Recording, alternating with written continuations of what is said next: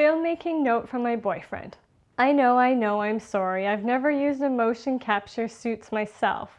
I come from a world of keyframing, manipulating arms, legs, whatever, by hand. Yeah, I get it. Motion capture gloves and suits and head rigs. They're cool, they're expensive, they're faster. More on that topic later. So when I talk about motion capture, I'm coming from a history in keyframe animation.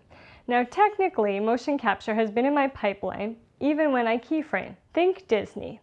In Walt Disney days, every frame of animation was drawn by hand. But when they sat down to build their first animation feature, Snow White, they used live-action footage of live actors for the movement of Snow White, the Evil Queen, the Huntsman, and Prince Philip. They called it rotoscoping, but what I mean is they used live film footage as a reference. Heck, even tracing.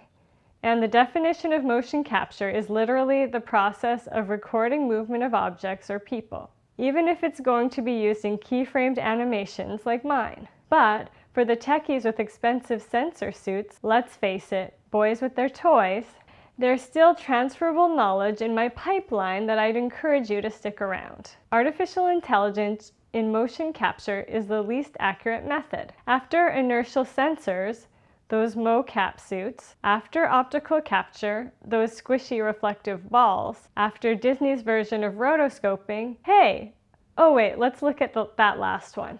Artificial intelligence uses unprepped live action footage like Walt did. And AI, which is the abbreviation for A.I. forces legions of slave servers to painstakingly trace over best guesses of arms and legs and feet like what never mind. The point is Payne Rising is on a micro budget, and AI has stepped up to be the new player in the realm of motion capture. But hey, optical sensor suits can get fractional millimeter of accuracy.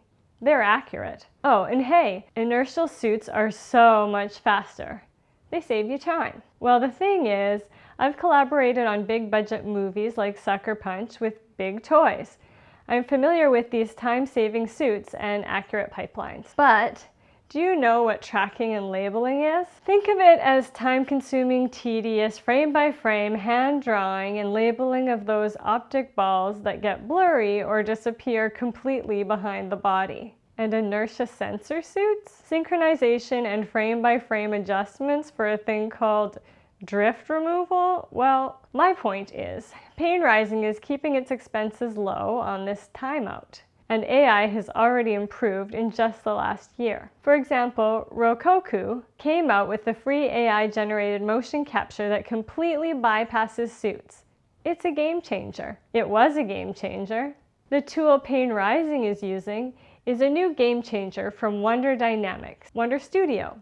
In our test, footage that failed in the Roku pipeline, feet, things like that, adjusted almost perfectly in Wonder Studio using the same unprepped footage. Their AI grabbed 80 to 90% of the objective work I used to do by keyframed hand. It then removes the human character, builds a clean backplate that you can download as a final output, produces alpha masks of the foreground character that you can download as a final output, generate skeleton mocap data and downloadable Blender file with skeleton, animations, and meshes in file. Not good enough? You can even upload your own mesh for its AI minions to build into the footage for you. But as you know, I'm building our VFX shots in Unreal Engine, and Wonder Studio is in a closed beta version at the moment. So there are some pitfalls you can avoid while their product goes to market. My next video will be a technical tutorial on using Wonder Studio for my motion capture work in Unreal Engine. At the end of this AI pipeline, I am finding that the accuracy is similar to more expensive motion capture. And in terms of time saving, Unreal Engine's sequencer allows for additive keyframing. On top of the AI-baked animation, instead of needing to rely on frame-by-frame keyframing, I'm loving it!